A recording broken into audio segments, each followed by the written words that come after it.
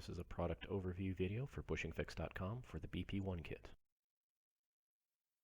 This kit fits the inside of several different vehicles near the shifter.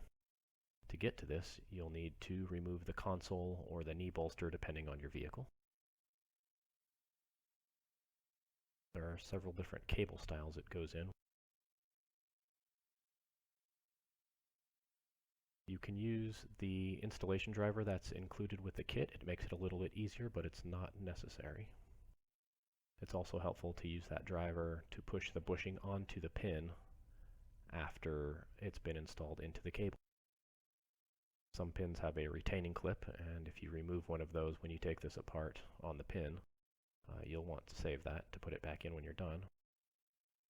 Other pins have a slightly larger head like the one shown in that picture there.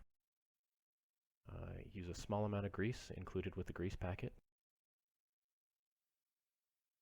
And the complete instructions are located on the website. You can order at BushingFix.com. Thanks again.